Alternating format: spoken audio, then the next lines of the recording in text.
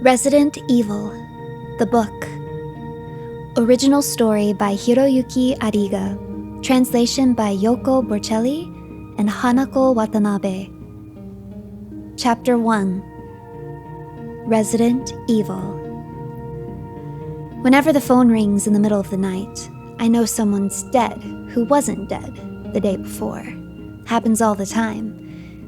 Except when it's a wrong number, like this totally drunk woman who thought I was her long-lost lover, or the idiot who tied up my line with a long monologue in Portuguese. I've had this late-night fear of the phone for 5 years now, ever since a state police chaplain called me at 2 a.m. to tell me my parents were dead. Their vacation van had been crushed by a runaway big rig. The coroner had to ID them through dental records. They were mangled so bad. Even though I'm assigned to STARS, the Special Tactics and Rescue Squad, a Raccoon City PD strike force formed to handle violent crime and victim rescues, I still get spooked when the phone rings in the dark hours before dawn. A lot of felonies are perpetrated at night. Most people are sleeping, so there usually aren't any witnesses around. A violent crime can go unreported for hours, which means that when I get there, the victim's usually stiff as a board.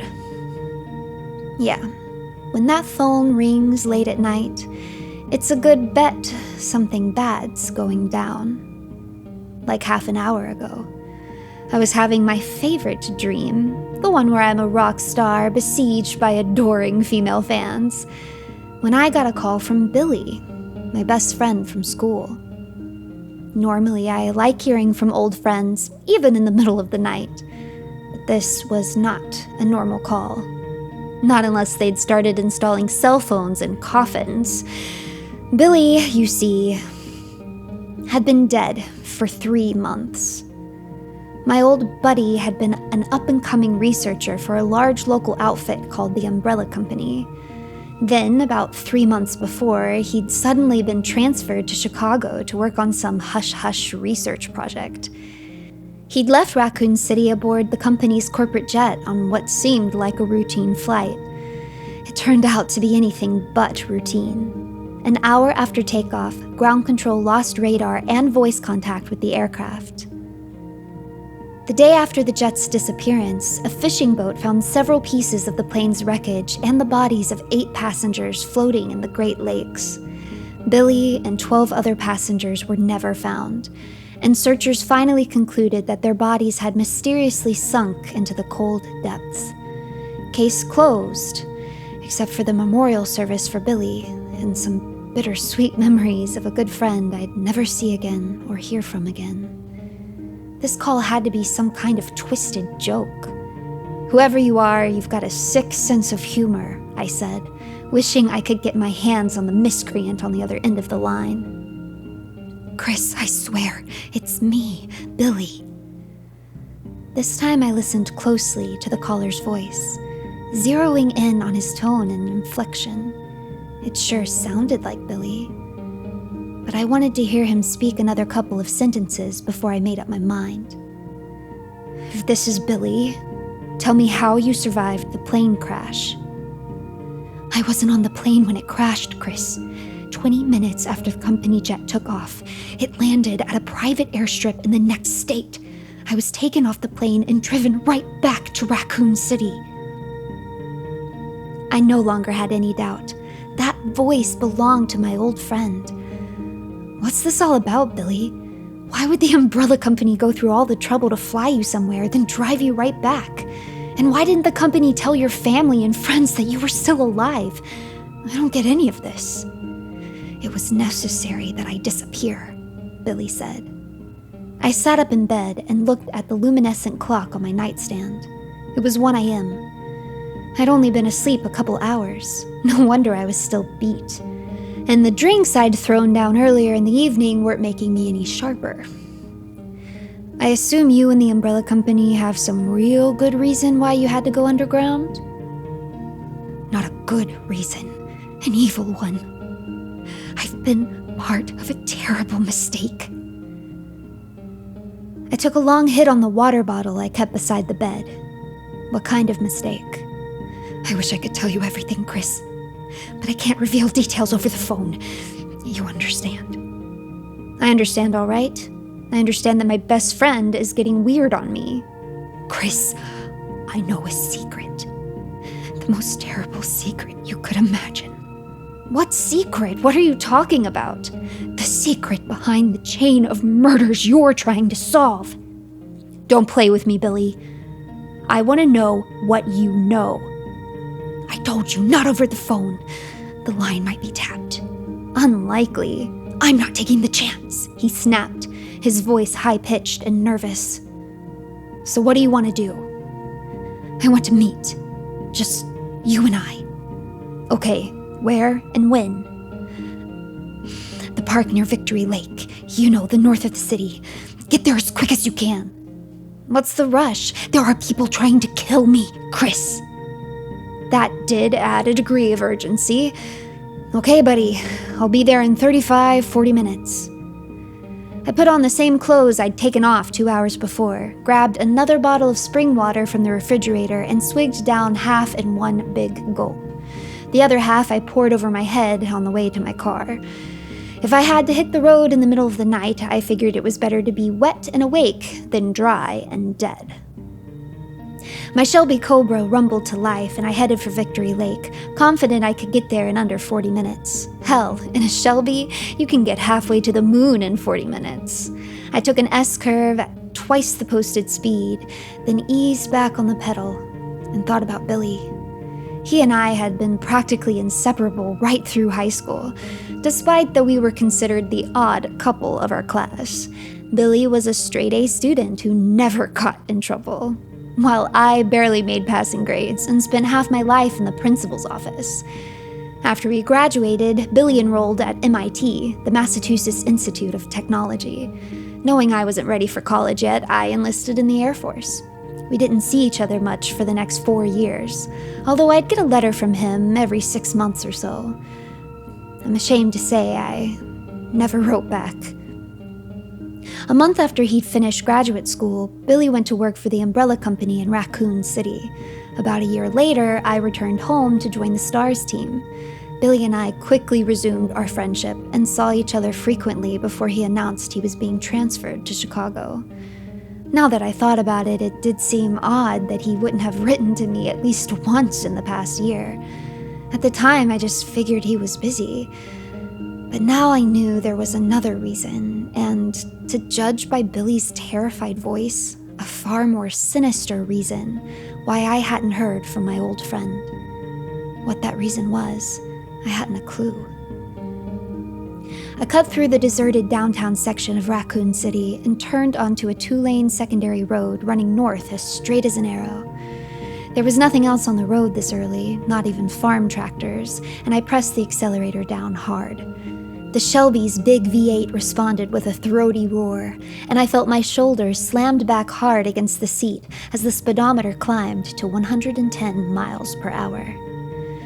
5 minutes later, I spotted the first hills ahead and eased back on the accelerator. I've always gotten a thrill out of mountain driving, and I speed shifted down to third, then second, as the Shelby whipped through the first hairpin turn.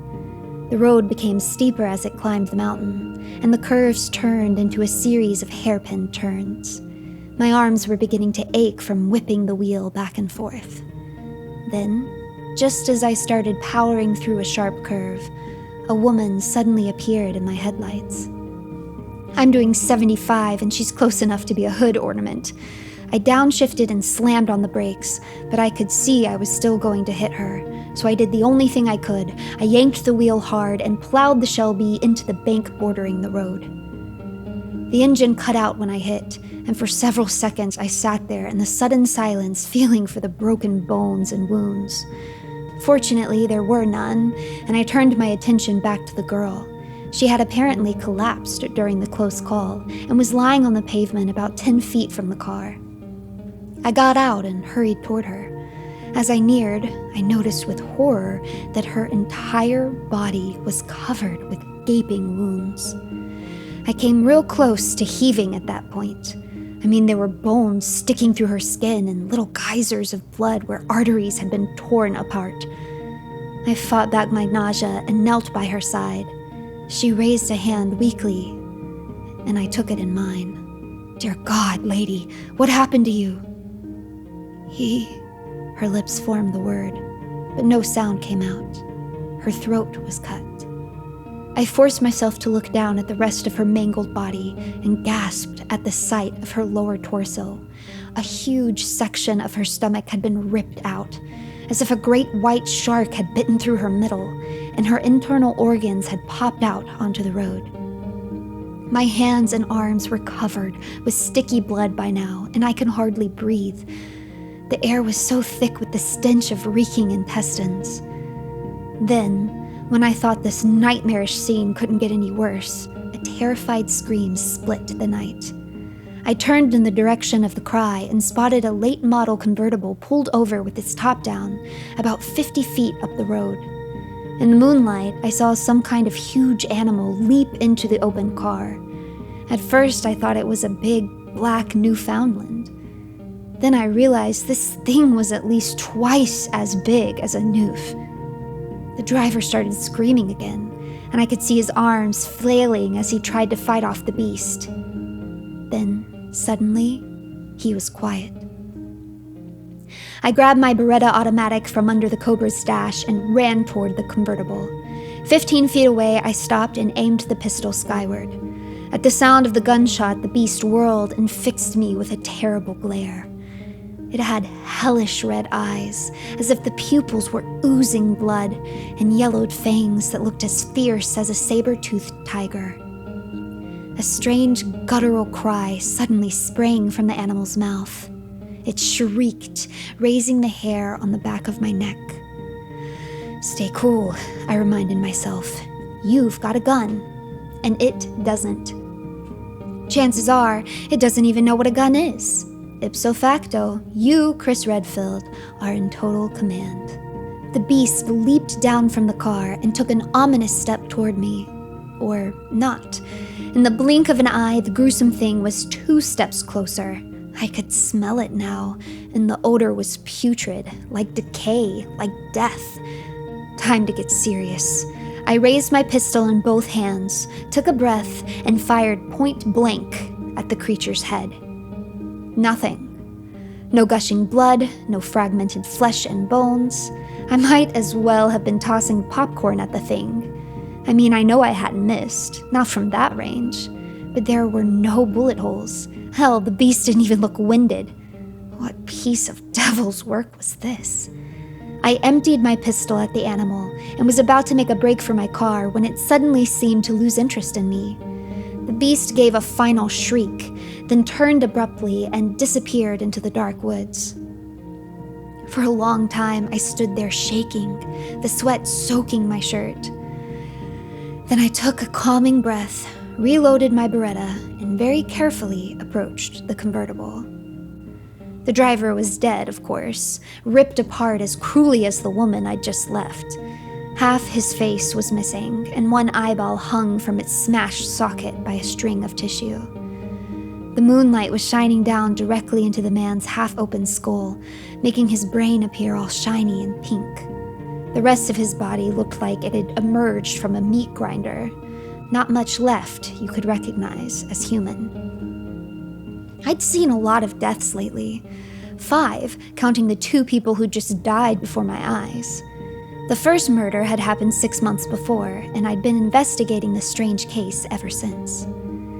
Actually, the word strange didn't half fit these killings. Something sinister was at work here. Some force beyond a simple human murderer. I've been putting in 18-hour days looking for answers, but so far the only thanks I've gotten is a boot in the tail from the media. They keep insisting the police aren't working hard enough on the case. Guess it goes with the turf when you're a public servant. I went back to my car and radioed in a report to police headquarters. I couldn't leave the murder scene unsecured, so I wafted until I heard the approaching sirens, then took off again for Victory Lake. But now, there was no way I'd be on time. Chapter 2. The Necklace. "Billy?" I called into the wet wind off the lake, acutely aware that I was half an hour late for our meeting. No answer, just as there hadn't been any answer to my previous calls. The night was still hot, and I could feel the sweat dripping off the ridge of my chin. I turned and looked towards the moonlit parking lot. My silver Shelby was the only car there. Had Billy gotten tired of waiting and left? Or maybe he'd hidden his car in the trees so no one would know he was there. I grabbed a large police flashlight from the trunk and began a search of the nearby woods and brush. I looked for an hour but found nothing, except memories. Billy and I used to play together in this park as kids. Our favorite place had been the boathouse down on the lakeshore. On a whim, I decided to check the old building out. The door creaked on its hinges as I entered the darkened building and snapped on my flashlight. I swept the light around the interior. There were half a dozen small boats and canoes lying around in various stages of disrepair, a couple covered with what looked to be years of cobwebs. The rest of the space was taken up with disassembled outboard motors or various pieces of machinery and tools. "Billy, you in here?" I called out. "It's me, Chris." No response. The night was dead still, but for the muffled sound of the wind-driven wavelets lapping against the boathouse pillings. I was turning to leave when my light suddenly glinted off a shiny metallic object of some kind lying on the floor. I walked over and stared down at a gold necklace with a small gold coin attached. I bent and picked it up, the blood hammering in my head. It was a necklace, one of 2 identical gold chains I had given to Billy and his fiancée, Ruse, at their engagement party. I knew for a fact that Rose was terrified of the water. She'd never come near a boathouse, so it had to have been dropped by Billy. He'd probably lost it while waiting for me to show up tonight. If anyone doubted that Billy was alive and that I'd talked to him, here was proof of both. So I now knew for certain that my old friend was alive, but I still had no clue what kind of trouble he was in. I also hadn't figured out what connection Billy had to the chain of brutal killings that had Raccoon City in the grip of terror. I decided to return to the latest murder scene and see if the investigating officers had turned up anything. 5 police cars, a tow truck, and a meat wagon from the morgue were parked along the highway. I slid my Shelby in behind a squad car and passed under the yellow police tape cordoning off the scene of bloody carnage. "You're finally back," a raspy male voice said above the din of police radios. I turned and stared into the greasy face of Chief Brian Irons, head of the Raccoon City Police Department. Brian is the man who organized STARS. "You were the first on the scene, Redfield," he said. "Mind telling me why you took off?" "I thought I saw the murderer and gave chase, Chief," I said, not wanting to tell him about Billy just yet. "So you saw the perpetrator?" "I saw something. I'm not sure what."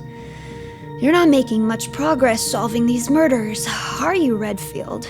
he said, reverting to the hypocritical leader of the STARS team everyone knew and loathed. The guy thought so much of his own law enforcement talents, he couldn't imagine anyone else being nearly as competent. "You want to take over for me, Chief? A man of your indescribable talents ought to have the case wrapped up in an hour or so." "Don't give me that sarcastic lip. Get off my back, Chief." For a long moment he glared at me with the self-righteous fervor of a Wild West evangelist. The man was a walking ego. I'd even heard that he planned to run for mayor in the next election. 10 years before, Raccoon City had been a sleeping farming community, and the mayor was kind of a glorified dog catcher. But then the umbrella company moved in and built a large research plant, and suddenly there were new faces and new buildings all over the place. Before anyone knew what was happening, almost half the population of Raccoon City was directly dependent on the umbrella company for their livelihood. Suddenly, the mayor's job was a plum to be squeezed, a position of power from which a crafty politician might line his own pockets. As the population swelled, crime had also increased. It got so bad that the company proposed establishing a special crime-fighting force, paid for in half with corporate funds. The city had agreed, and STARS was formed. Brian had been the unit's first commander.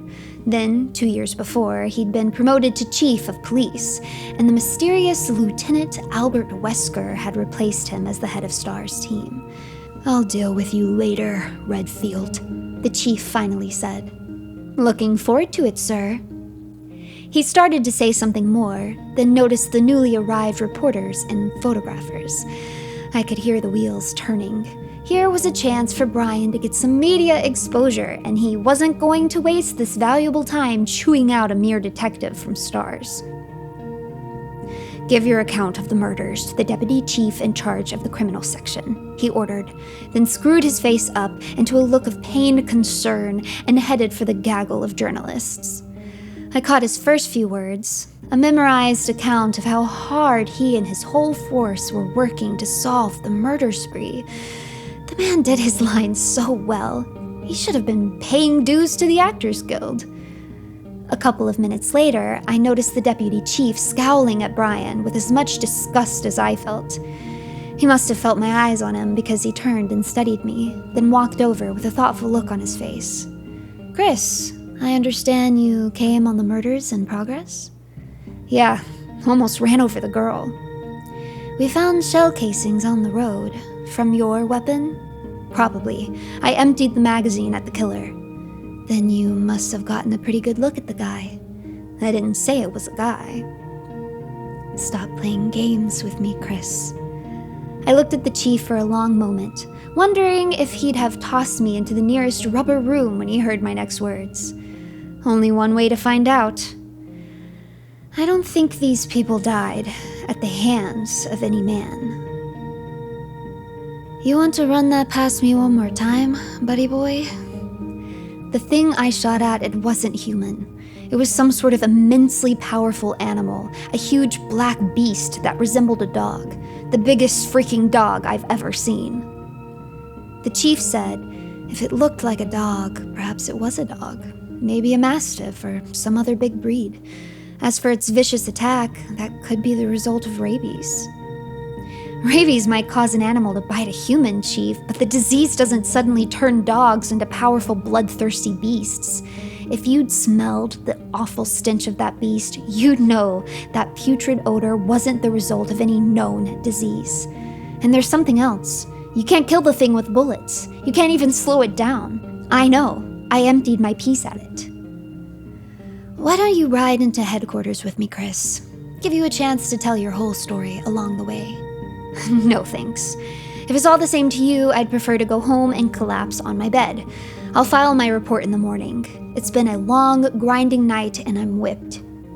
I turned and began to walk toward my car. None too soon, apparently, because when I looked back, I saw a reporter break away from the pack and take off in my direction. "Can I talk to you, Chris?" the journalist called out, running toward me with his coattails sailing out behind. It was a local guy I knew and liked, but I wasn't about to spill my guts to anyone yet. He was almost to the car when I turned on the ignition and threw her into reverse. "I heard you witnessed the murders, Chris," he said, running along beside the rapidly backing car. "When is STARS going to do something to protect our citizens?"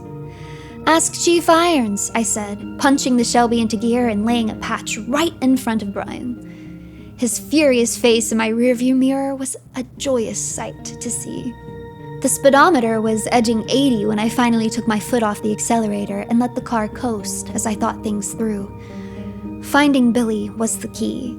I was convinced that he knew the secret behind the gruesome murders that had Raccoon City in the grip of terror. But how was I going to find Billy? Chapter 3. Headquarters, Special Tactics, and Rescue Squad. STARS was headquartered in the impressive Raccoon City PD building. Our unit commander, the enigmatic and powerful Captain Wesker, had divided the force into 2 teams, Alpha and Bravo. He took personal command of Alpha, my unit, and assigned his deputy commander, Lieutenant Enrico Marini, to head up Bravo. Like most strong leaders, Wesker commanded instant respect and obedience, and he expected the members of Alpha and Bravo to carry out his orders without hesitation. The two teams rotated shifts and were assigned separate cases, except when something big happened and both teams were called in. Alpha team had the duty today, and when I walked in the office, I could feel the tension in the air. The string of grisly killings had now reached 5, and every STARS officer wanted to be in on the biggest murder investigation in Raccoon City history. I noticed Captain Wesker and Barry Burton, the team's weapons expert, and the man who'd recruited me for STARS, standing in the middle of the room having a heated discussion. Barry's face was beet red, and his body language was telling me he was mad as hell. "I'm sick and tired of standing around doing nothing while a fiendish murderer stalks our citizens," Barry shouted at Wesker. "I want a piece of the action, and so does every other member of STARS. Just ask him." "Our time will come, Barry," Wesker said, his voice cold and flat. "I want to track down the murderer as badly as you do. Worse, maybe. But we're cops, not vigilantes. No matter how much it rankles, we don't move until we get an order from Chief Irons." I noticed the two of the other Alpha Team members, Jill Valentine and Joseph Frost, shake their heads at Wesker's words. Normally, a police officer won't question a superior's position, especially if the superior is a powerful figure like Wesker. But the members of STARS had all been handpicked for their assertiveness and in-your-face investigative abilities, and each one of us had a strong and unique personality. "You've been giving us the same answer for months now," Jill said, her big blue eyes flashing. I liked her. With her short, straight hair and slim body, one might underestimate her strength and stamina. In reality, she was a tough, intelligent police officer who had pulled more than one STARS member out of trouble. "Yeah," Joseph continued Jill's argument, "every time we even bring up the subject, you give us a lecture on the chain of command." "We couldn't function without the chain of command," Wesker said calmly. He was like that, cool, collected, sure of his position. You never really knew what the man was thinking, only that whatever he had in mind, it was going to be done his way. "Things have changed since last night," Jill came back. "One of our STARS team, Chris, has seen the killer with his own eyes. Doesn't that count for anything?" "I don't know," Wesker said, turning to me. "Does what you saw count for anything, Chris?" I hesitated, feeling all eyes on me, certain that no one in the room would believe my incredible story. "If we're to have any chance at cracking this thing, we need to know what you saw, Chris," Barry urged gently. I nodded. "Okay, but I warn all of you, what I have to say is going to warp your minds." "Our minds are already warped," Jill cracked. "That's how we got jobs with STARS." The laughter that followed broke the tension in the room, and I started my story. I spent the next 20 minutes telling my colleagues what I'd witnessed the night before, leaving out only the part about Billy. Billy was a loose end I preferred to tie up myself. The faces of the other team members were incredulous at first when I described the beast I'd seen. Then, maybe because they all knew me, knew I didn't throw the bull, their looks lightened up, and I could tell they were beginning to believe. "Quite a story, Chris," Wesker said when I'd finished. "You know what they say, Captain. Truth is stranger than fiction." He gave me a long, appraising look. "Okay, I'm going to need a written report, and Brian will undoubtedly want you to come in. You were, after all, the only witness to a double homicide." "Understood," I said, then gave Barry a weary nod and headed for the door. Halfway down the hall outside, I heard someone hurrying up behind me and turned around. It was Jill. "Chris, I want to talk to you," she said, a guarded look in her eyes. "Okay, Jill, what's up?" "Your account of what happened last night didn't sound, well, complete to me." "What do you think I left out?" "I don't know, I just feel like you're holding something back," she said, her intelligent, iris-hued eyes riveted on my face. You've been a cop too long, Jill. You suspect everybody. After witnessing the murders, you called the police, is that right? The girl was stubborn, I had to give her that. Yeah, that's what happened. You then took off in pursuit of the killer? In your car? Right. But you said the beast ran into the woods. You want to tell me how you managed to slalom around in the pitch-black forest in that Shelby of yours. And then, why did you come back to the murder scene? Thought I might be able to help. Really? Yes, really, come on, Jill. Knock off the third-degree stuff. I'll fill you in when the time's right. The sound of children playing outside reverberated through the long hall, and Jill shivered at the sound. Visibly shaken, she walked to the window and looked out. The light coming in cast golden highlights in her hair, and despite her interrogation this morning, I had a flash of how she was feeling. Jill loved kids, and they loved her back. Several of her daring escapades as a member of STARS had made the local TV news, and thousands of youngsters now looked upon her as their heroine.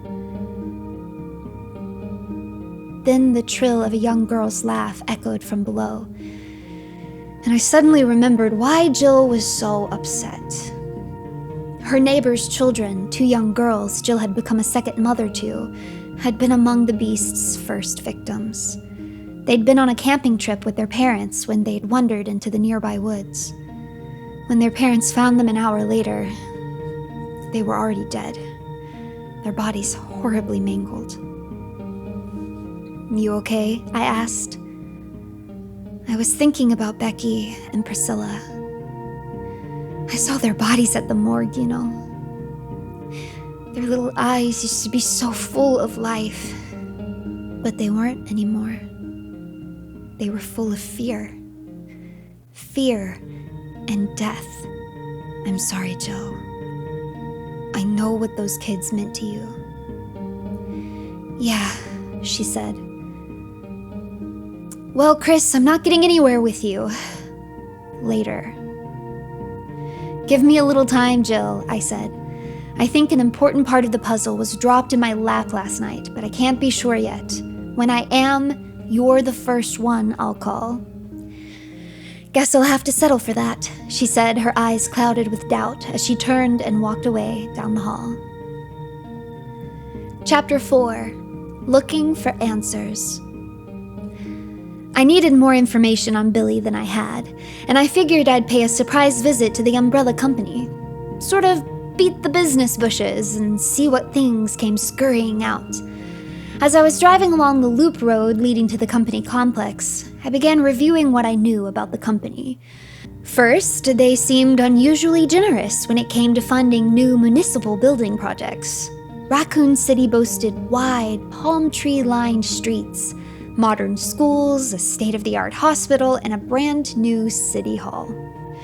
Normally, a city of only 300,000 wouldn't have the tax base to pay for all these amenities, but the umbrella company, with its tentacles and everything, had insisted on helping finance citizen services.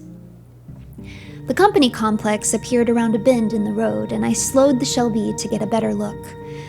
The most imposing structure was Umbrella's 20-story corporate headquarters. Its brick-colored walls rose in geometric patterns that gave the structure a menacing appearance, as if the building housed a cruel and unforgiving host. I parked the Shelby near the building entrance and went inside. The reception area took up half of the ground floor and was at least 3 stories high. Undoubtedly designed to impress visitors with Umbrella's corporate clout. About 50 feet from where I stood, a beautiful dark-haired woman flashed me a smile. Hey, an invitation's an invitation. I practically skated across the polished granite to her desk. Welcome to Umbrella, she said, flashing one of those perfect receptionist smiles. How may I help you? I put on my most somber face. A friend of mine, a guy named Billy Rabbitson, was one of the passengers on board the Umbrella corporate jet that went down 3 months ago. Yes, it was a terrible tragedy, the girl said. I'm so sorry your friend was among the victims. Thank you. I'm executor of his estate, and I need to get some details on Mr. Rabbidson's employment history at Umbrella. You know, did he have any corporate insurance policies, retirement plans, that sort of thing? Let me see if someone in human resources can help you, she said, reaching for the phone. I surveyed her desk while she talked. Picture of an older couple, probably mom and dad, Rolodex, clock, legal pad, 2 folders, and a small ivy plant potted in a coffee cup. Everything just so. A tidy lady. She put down the phone. I'm sending you up to Human Resources, Mr. Redfield. Elevator on the left, 12th floor. Someone will meet you. I thanked her, crossed the lobby, and took the elevator up. A secretary was waiting on 12. She showed me to an ornate corner office where the director of Human Resources sat waiting for me behind a huge mahogany desk. The man rose with a plastic smile, one pinky-ringed hand smoothing the front of his expensive-looking double-breasted suit, and introduced himself as Reginald Johnson. We shook hands, and he gestured towards a comfortable couch facing his desk. I understand you're inquiring about the late Mr. Rabbitson, he said as I sank into the deep leather cushions. May I ask what your interest in him is? I'm an old friend of Billy's, as well as the executor of his estate, I said. Hell, half a truth is better than none. I'm here to find out about any insurance or retirement accounts he might have had through your company. All that information was sent to the Rabbitson family shortly after the accident, Johnson said. Surely, as executor, you must have received copies of all pertinent records by now. Damn, I'd walked right into that one. Actually, yes, I have seen the information you mentioned. I just wanted to stop by in person to be sure I covered all the bases. Gotta do right by my old buddy, you know. All the time I was talking, Johnson was regarding me with his oily smile, like he knew I was lying. I have a meeting scheduled in a few minutes, Mr. Redfield. Is there anything else I can help you with? Just one thing. This new research Billy was involved in, what exactly was he working on? I don't know. My job is human resources, not research. I just thought you might have heard something. I'm sorry. As Mr. Rabbitson's close friend, it might console you to know what high regard all of us at Umbrella had for him. He was a dedicated and talented researcher, and both his contribution to the company and his warm personality will be greatly missed by everyone here. I studied the guy for a long moment. He was a bureaucrat, one of those gray functionaries so vital to the smooth operation of any company. He had probably stretched the truth more than once in his job, but I didn't figure him for a liar. He really did believe Billy was dead. I rose to leave. It's unfortunate Billy's body was never recovered, I said, casting out a last fishing line. I mean, with no corpus delicti, there's always that lingering doubt. I assure you that there is no doubt in this instance. The recovered bodies were mangled beyond recognition. The coroner had to literally guess what body part belonged to who. It's possible that part of Mr. Rabbitson has been buried in someone else's coffin. But you can't be sure that any of Billy has been buried. Mr. Redfield, even if your friend survived the crash, he would have drowned or frozen, lost in the middle of the lake. I rose to leave. I've taken enough of your time, Mr. Johnson. If anything should come up regarding Billy or his estate, I'd appreciate a call. Certainly. Could you give me your address and phone number, please? I thought of giving him my home number and address so he wouldn't know I was a cop. Then I realized I was bound to bump into him again during the investigation, and I had nothing to gain by laying down a smokescreen. I'm with the STARS unit of the Raccoon City PD, I said, writing down the number at headquarters. Perhaps you've heard of us? His face registered surprise, but not his well-modulated voice. Yes, indeed. And may I say that it's an honor to meet one of Raccoon City's crime-fighting elite. I stood up to leave. My honor entirely, Mr. Johnson. The Umbrella Company has always supported our work at STARS, and we're grateful. Not at all. We shook hands goodbye, and I turned for the door. Then, halfway across his office, I turned and gave him my Columbo bit. Oh, before I forget, there's one more thing. If Billy's dead, I guess I can cancel his memberships in all those scientific associations. The question seemed to rattle him, which was what I'd intended. Why did you say, if Billy's dead? Why do you still doubt? I doubt everything, Mr. Johnson, I said, opening the office door. What do you expect? I'm a cop. Chapter 5. A Living Corpse. My first stop was home. I needed a fresh shirt and something to eat. I got neither. Instead, I found the evening paper waiting on the front steps, its headline pointing at me like an accusatory finger. Star's officer stumbles on murders. I didn't stumble on the murders, I discovered them. There's a big difference. Damn wise-ass reporters. I took the paper inside, plopped down in my favorite garage sale imitation leather recliner, and began to read the story under the headline. I started frowning somewhere in the middle of the lead paragraph. By the end of the story, you could have stood next to me and gotten a tan. I was that hot. The writer had all but called me incompetent for running off on a wild goose chase while the murderer got away. That's tough stuff to take. To make matters worse, the reporter quoted Brian several times in the story. Obviously, the man was unable to recognize pabulum for the public when he heard it.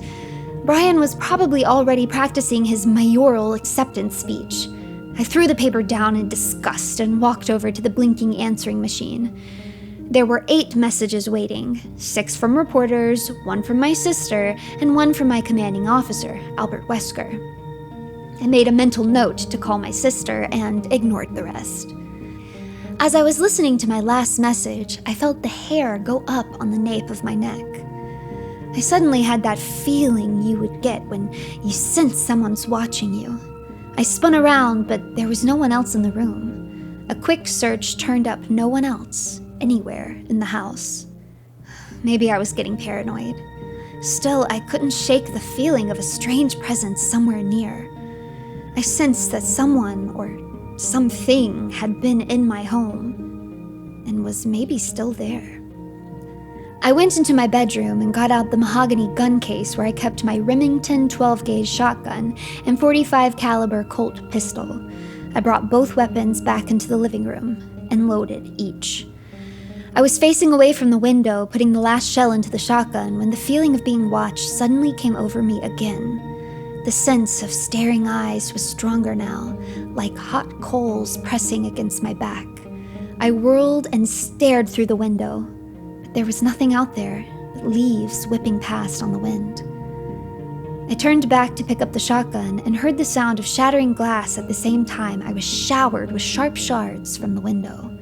Before I could turn around, 2 huge arms shot through the now empty window and seized my throat from behind. The hands were powerful, like steel vices closing around my windpipe. Unable to break the fiendish grip, I hovered on the brink of unconsciousness as my lungs screamed for oxygen. The gun fell from my hand. Then, as if all the graves in Raccoon City had been opened at once, a cloying, putrid smell filled the air. It was the odor of rotting flesh. Human flesh. Out of the corner of my eye, I could see the hideous arms of the creature. The skin had turned from pink to black, and both arms were covered with a latticework of ugly scars.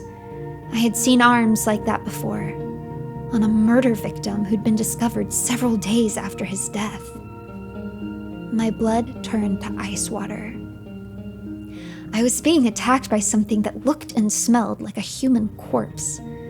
As I tore at the hands around my neck, a large chunk of flesh suddenly came off in my fingers, revealing the red muscle and tendons below. I could feel myself slipping away now. I had to do something to break the monster's hold. A club. What could I use for a club? A full bottle of Jack Daniel's bourbon stared back at me from a table near the window. I stretched, grabbed the bottle, and threw it over my shoulder as hard as I could toward where the beast's head should be. A loud, half-human scream of pain split the room as the creature released my neck and fell back away from the window.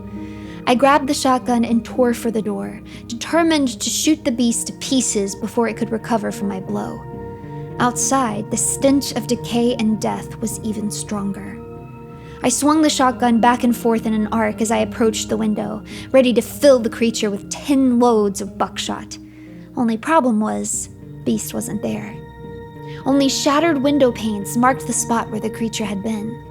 Totally confused, I was about to go back inside when I barely heard a perceptible noise come from the woods bordering my property. I turned and heard a second sound, louder this time, a twig snapping or something. I went into a crouch, both hands wrapped around the grip of my Remington. "Come out of there or I'll shoot!" I yelled in the direction of the noise. "Chris, for God's sake, don't shoot, it's me." "Who's me?" A familiar figure emerged from the trees. "Jill, you big dummy." I put the shotgun down. How was I supposed to know it was you? What are you doing sneaking around in the woods anyway? I wasn't sneaking around. I was taking a shortcut to your house. My Harley broke down about a mile from here.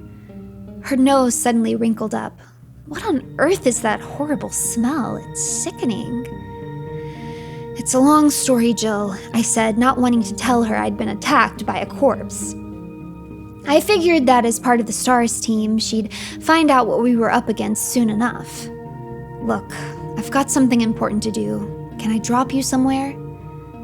Jill fixed me with her Rock of Gibraltar look, a kind of stare that says only the total destruction of the planet will sway her. "Why are you so anxious to get rid of me?" "Whatever put such a wicked thought in your head?" "Cut the bull, Chris. I know you. You're working on some angle, aren't you? You always were a lone wolf." "And you want to join my solitary pack?" I would kill for the chance. I didn't need to ask her who she would kill. "You know, Jill, you're the most beautiful person who's ever threatened me." "Okay, you're in." Just like that. Just like that. Come on, I'll fill you in on what's happening as we drive. Where are we going? That's part of the story. I started the Shelby, floored the accelerator, and lit up the tires across the front lawn.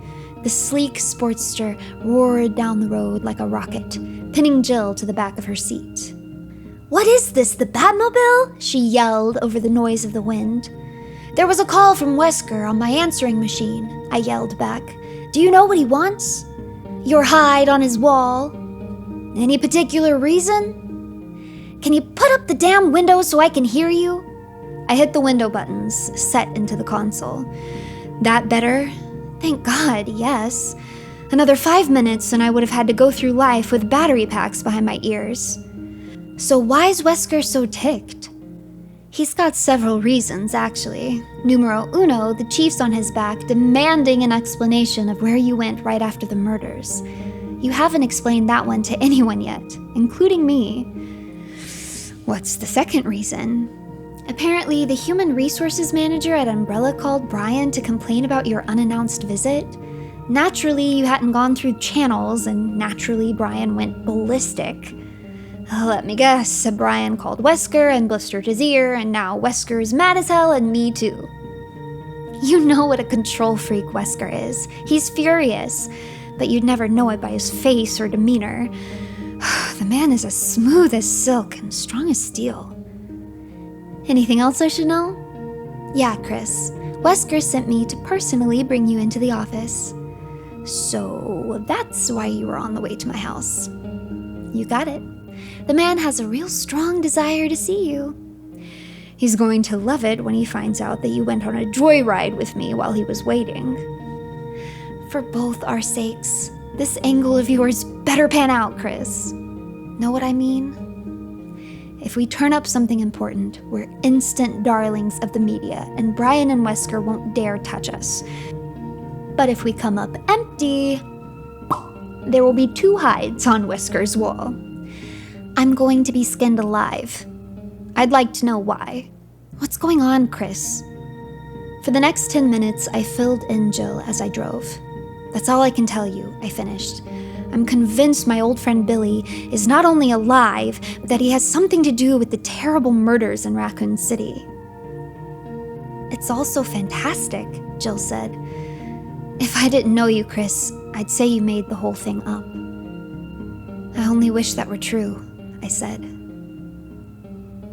Chapter 6.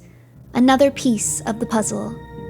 We threw around several theories about what was going on, then both lapsed into silence, deep in our own thoughts as we neared Billy's cabin. A few minutes later, we crossed a bridge over a rushing creek and pulled up in front of the rustic retreat. As we got out of the car, I glanced around the dirt parking area. No tire tracks, I observed. Doesn't look like anyone's been here for a while. Jill reached the front door and turned. It rained last night, Chris. The French Foreign Legion could have passed through on dune buggies and there wouldn't be a trace today. I felt real dumb. A moment later, I felt even dumber when I tried the cabin door and found it locked. Jill couldn't resist. You forgot to get the key from Ruse. Am I right? You're right. You're also cruel. Jill rolled her eyes and took a hairpin from her short bangs. She bent to the lock and, maybe a full 2 seconds later, the door was open. After you, Chris, she said, condescension dripping from her voice like honey from a hive. I swallowed my pride and walked past her. Inside, the air had a stale, moldy smell, like a suitcase that hadn't been opened for a long time. Billy, I called out. You in there? It's Chris. Only the echoes answered me, and I turned to Jill. I'll go up and search the second floor. You look around down here. Wait, Chris, she said, pointing toward several beer cans scattered across the dusty floor. Those cans look fairly new. I bent and picked one up. It's Billy's brand. Not that that proves anything. Okay, we stick to the plan. I'm going upstairs. I searched the 2 bedrooms and bath on the second floor, then came back down to find Jill coming through the door to the kitchen. Find anything? I asked. Jill shook her head. Nothing out of place. How about you? 0. Maybe we should... I stopped in mid-sentence, a primal terror raging through me as the putrid stench of the creatures filled the room. Jill smelled it too. She stared at me, her eyes filled with fear. It's them, isn't it? I nodded. Yeah, now be quiet. We gotta listen. We gotta know which direction they're coming from. A moment later, we heard them, outside in the yard. But it wasn't the normal sound of approaching footfalls. No, the creatures coming at us were dragging their club-like feet through the dust as if their legs were too heavy to lift. From the noise, I guessed that at least 4 or 5 creatures were nearing the cabin. Jill and I stood riveted to the floor, our eyes locked on the open doorway. Outside, a chorus of spine-chilling moans began to rise, a diabolical dirge of the dead. We braced for the attack, and seconds later the creatures burst through the door. They went for us like huge 2-legged pit bulls, and I could hear Jill screaming as we fought for our lives. As I struggled with 2 of the creatures, I got a clear look at their faces for the first time. Their cheekbones were sunken into their bloodless faces, and their staring eyeballs protruded like some sort of hideous insect. In place of human canine teeth, the creatures had long, yellowed fangs that could easily rip a body to shreds. I smashed my fist into the jaw of the nearest monster, and the now familiar stench of decay and death flowed from its mouth like sewage from a cesspool. I was losing my battle with the creature, and, judging from the desperate sounds coming from Jill, she was about to go down too. I had just about given up hope when a familiar voice suddenly shouted out, "Shoot them, Chris!" Out of the corner of my eye, I spotted Billy standing by the kitchen door. "They're not human," he yelled. "They're zombies!" Using the last of my strength, I managed to break free and bring up my shotgun. Kaboom! Kaboom! 2 blasts in the guts almost tore my attacker in 2. But incredibly, as I watched, the zombie regenerated its flesh and came at me again. "Shoot them in the head, Chris!" Billy shouted. "It's the only way to kill a zombie!" I let the beast have one right in the face. The force of the blast severed his head and sent it splattering against the far wall. I trained my gun on the zombie attacking Jill and blew his hideous head off too. Suddenly released from the zombie's iron grip, Jill collapsed to the floor. I knelt beside her. "You okay?" "Yeah, I think so," she gasped, her hand on her reddened throat. "I need a minute." A terrible scream brought me back to my feet. It had come from Billy. The 3 remaining creatures had surrounded him, and they were slashing at his neck with their hideous fangs. A gaping wound had opened in Billy's throat, and his chest was covered with blood. "Come on," I yelled, pulling Jill to her feet. "We've got to get those zombies off Billy and barricade ourselves in the kitchen." "Give me your Colt," Jill said. I handed her the big pistol. "We need concentrated fire. Aim for their heads and empty your magazine. Got it?" "Got it." "On 3. 1, 2, 3. The fusillade from our guns smashed the zombies back off Billy. Jill and I dashed across the room, grabbed him under the arms, and dragged him into the kitchen. Jill slammed the door behind us as I laid my old friend on the floor. Together, Jill and I managed to push a heavy cupboard against the door to the living room. Then we knelt down on either side of Billy. "Hang in there, old buddy," I said. "We'll get you to a hospital. You're going to make it. You gotta keep thinking that, Billy. You're going to make it." No use," Billy gasped out, his breath coming in labored spurts. "Oh, Billy. Little time left. Listen. Must listen." Jill and I looked at each other. Billy was right. He wasn't going to make it. The best we could do was hear his last words. "Okay, Billy," I said softly. "What do you want to tell us?" "I escaped." "Escaped? From where?" "Secret research lab," he breathed, a trickle of blood running from the corner of his mouth. "I was only one. Got away." My mind whirled. Pieces of the puzzle were beginning to fit. If Billy were being pursued by his former captors, they could be pretty sure he'd make a phone call to his trusted friend. And it wouldn't take much for them to figure out that I was that friend. They'd probably tapped my line and knew I was meeting Billy at Victory Lake. Obviously, they'd gotten there first and planted the necklace. Billy gurgled deep in his throat, and I knew it wouldn't be long. "The secret research you were doing, Billy, it's connected to the zombies, isn't it?" He nodded his head weakly. "We were forced to develop virus." Jill said, "What kind of virus?" "T-virus. Changes humans into zombies." The blood was running from his mouth like a river now. "Billy, you've got to tell us. How do we stop these things?" Can't stop." A last breath escaped from Billy's lungs as his body went limp. I looked down at my childhood friend for a long, terrible moment, then bent and closed his staring eyes. "What are we going to do, Chris?" Jill said. "Make a run for the car." "You reloaded yet?" "Yes." "Okay. We're going out the back door. They're still in the living room, so they won't see us until we hit the parking area. As soon as we come around the corner of the house, open up on the front door. I want to put up a curtain of fire that they'll have to walk through to get to us. Ready? Let's do it." I led the way through the back door and along the side of the cabin. At the corner we paused, brought our weapons up to head height, then backpedaled as fast as we could toward the car, the muzzles of our guns spitting fire at the door behind us. One of the zombies bolted through into the yard, and I brought it down with a 2-barrel blast in the face. We reached the Shelby and almost tore the doors off getting in. I turned the key and that beautiful big engine started up, its throaty roar dueling with the ghoulish groans of the zombies behind us. The last 2 had crossed the yard and were almost to the car when I threw it in gear, fishtailed around, and floored it across the small bridge leading to the cabin. I put 5 miles between us and the zombies before I eased my foot back off the accelerator. I looked over at Jill. Her face was still ashen, but that determined look was back. I said, I'm glad you were with me. I'm not. No, really. If I'd been alone, I doubt anyone would believe I was attacked by zombies. It's too fantastic. But with 2 witnesses, they'll at least have to listen. I can't wait to see Wesker's face when we make our report.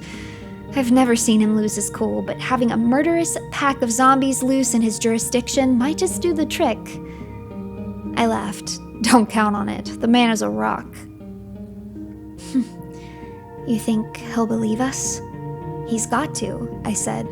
If someone's using a virus to create zombies, it's going to take Wesker and every other member of STARS to stop them. Chapter 7. STARS goes into action. The STARS office was in total chaos when we got back. In one corner, Agent Richard Aiken, the unit's 23-year-old communications expert, was screaming into a field phone, while across the room, Captain Wesker was pacing back and forth in obvious irritation. He caught sight of Jill and I, nodded in recognition, then went back to wearing a trench in the rug. Obviously, our leader had a lot on his mind, and we hadn't even told him about the zombies yet. Aiken was suddenly yelling even louder, and I turned, wondering what was making him so hot. "Bravo team, this is STARS headquarters calling. Do you read me?" He let 10 seconds go by, then tried again. "Bravo team, this is STARS calling. Come in, Bravo." 10 more seconds of nothing, and Aiken hit the send button a 3rd time. I began to get a real sick feeling in the pit of my stomach. Something bad was going down. I crossed the room and interrupted Wesker's pacing. "What's the trouble, Captain?" He looked at me for a long time without saying anything, the muscles in his jaw working furiously, as if he couldn't bring himself to voice the tragedy that had befallen STARS. Finally, he gained control of himself and put his hand on my shoulder. "Bravo team has disappeared. Vanished, without a trace." It took me a moment to absorb that one. This isn't the Bermuda Triangle, Captain. An entire team of highly trained law enforcement officers don't just disappear into thin air. Bravo did. Come here. I want to show you something. Wesker led me across the room to a wall map of Raccoon City. An array of colored pins formed a rough circle around a neighborhood in the northwest part of the city. Each of those pins represents a murder scene, he said. I nodded, recognizing the locations from my investigations. You notice the pins surround a specific area? Almost like a target with a bullseye. I studied the map. The pins seemed to circle a plot of land with a large structure in the center. What's the building in the middle there? It's the old city guest house. Sitting in the center of the murder scene like it does, it seemed logical that the killer or killers might be hiding out there. So about 3 hours ago, I sent Bravo team in to investigate. Wesker ran a frustrated hand through his hair. They never came back out. Not one of them. I blew out my cheeks. Time to tell the man what was going down. Jill and I just had a run-in with the killers, I said. Wesker riveted me with his stare. You've seen the murderers? Close up? Too close, Captain. What do they look like? I'll get a police sketch artist in here. That won't be necessary, sir. Nobody will have a problem recognizing the killers. You want to tell me why? They're zombies, Captain. Walking dead. For the next 10 minutes, I told the incredulous Wesker all I knew. Billy's phone call, the secret research, and finally the T-virus that had turned animals into murderous beasts, and humans into killer zombies. Jill joined us, verifying all I said and telling the captain about our narrow escape from Billy's cabin. Wesker remained silent for several long moments after we'd finished our story. Finally, he nodded, as if to himself, and looked at Jill and I. It's all just crazy enough to make sense. A leading research scientist gets shanghaied to work on a hush-hush project, and something goes wrong. Real wrong. The researcher, Billy, ends up creating a diabolical virus that turns ordinary men and women into soulless robot killers. So what do we do, Captain? I asked. We're going to return in force to the place where Bravo vanished. Who's we? The entire Alpha team. He made a circular motion with his finger to indicate Jill, Barry, Richard, and I. All of us here, plus Chambers, Frost, and Vickers. Let's get up to the roof. The chopper's waiting. 10 minutes later, I found myself looking down on the collapsing roofs of the old city guest house mansion. The place looked huge from the chopper, a vine-covered hodgepodge of spires, turrets, leaded windows, and arched doorways. As the chopper lowered, the downwash from the whirling rotors flattened the waist-high weeds below, and a moment later, the aircraft set down on what had once been the ancient mansion's front lawn. Careful as always, Wesker kept us in the cabin while the whirling blades above wound down. The prop had almost stopped turning when the noise of the rotors was suddenly drowned out by another sound. A cry that built quickly into a shriek, a scream as horrible as if the very gates of hell had opened. I could feel the fear in the chopper now, see it in the frozen faces of the men around me. "Redfield, Valentine," Wesker whispered hoarsely. "Either of you know what's making that sound?" It's coming from the zombies, Captain," I said, my eyes locking with Jill's. "They're letting us know they're here." The end. Thank you for listening.